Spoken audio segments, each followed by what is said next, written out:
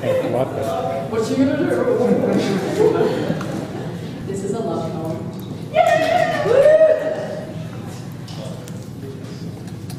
You told me once, don't pout, it's unbecoming. And I cried for a week.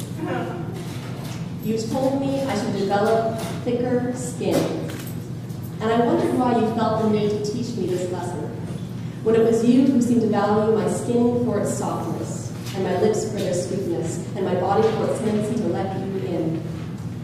In this sometimes harsh world, is it any surprise that kind words are desperately sought after, even if they're not always sincere? Even if it's just a ploy to get ahead, to get me into bed, because then, hey, at least I'm getting laid.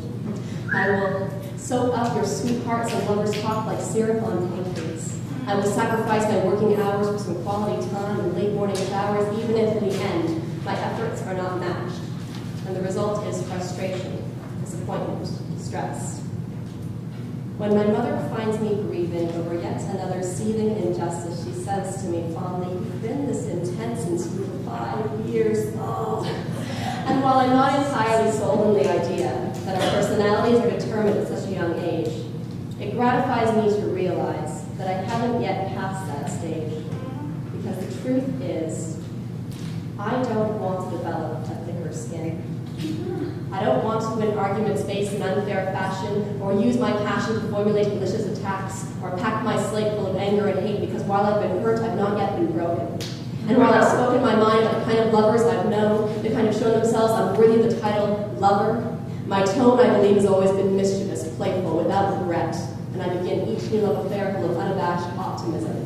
Yes, it's a constant struggle, but each new person is different, and each new person has the potential, has the essential elements to make it possible to feel something. And with a thicker skin, I'm afraid I might not be able to sense your soft eyelashes brush my face, or your careful fingertips along the sides of my neck, or your gentle lips pause against the backs of my knees. I never want to close myself off or shut myself up or turn my face away to protect myself from what you might say, because what you might say might be beautiful to see. Sometimes I can feel my heart beat, and I never want to lose that feeling.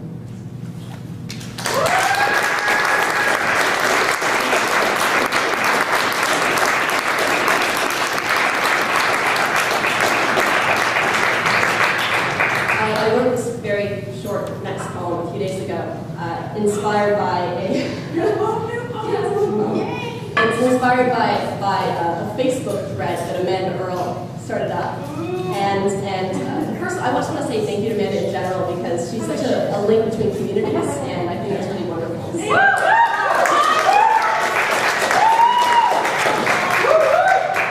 And it's somewhat inspired by the theme of VERSeFest as well. Where are the poets? Hiding between the pages of books, mumbling loose phrases on street corners, or wringing their hands behind the red curtain. I find it funny that a poem has to hold up on the page in order to be considered successful. Would you say the same thing for a musical composition or a choreographed dance? I watched her take off her shoes, her socks, her jewelry, before approaching the microphone. Her words strung together like a Spanish guitar. Her hands flowed like a flamenco dancer, vibrant. Music can be a literary art when it involves lyrics. Poetry can be musical art when it involves rhythm. Speak the speech, I pray you. Let not the instruments muffle the sound of your voice, nor the awkward rhythm of language make music hoarse. We are for each other. We are for each other.